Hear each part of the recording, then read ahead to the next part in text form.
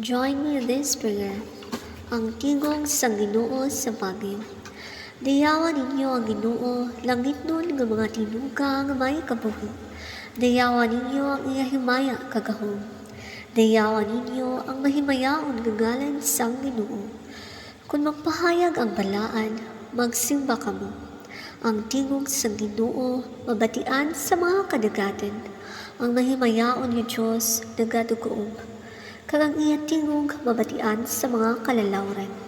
Ang tingog sang Ginoo mabatian siya bugos nga kusog kag pagkahalangdon.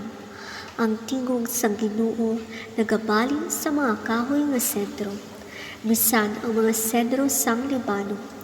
Ginapatumbo niya ang mga bukid sang Libano, subong sang tinday nga mga baka. Kag ginapalukso niya ang bukid sang Hermon, subong sang turete nga baka. Ang tingog sang Ginoo nagapakilat, ang iya tingog nagapakurog sang disyerto. Ginapakurog niya ang disyerto sang kalis. Ang tingog sang Ginoo nagapabata sang usa, kag nagapataktak sa mga dahon sang kahoy. Samtang sa iya templo ang tanan nagasingig, himaya sa Dios. Ang Ginoo nagagahom sa mga madalong nga mga tubig. Nagagahom siya subong hari sa walay katapusan.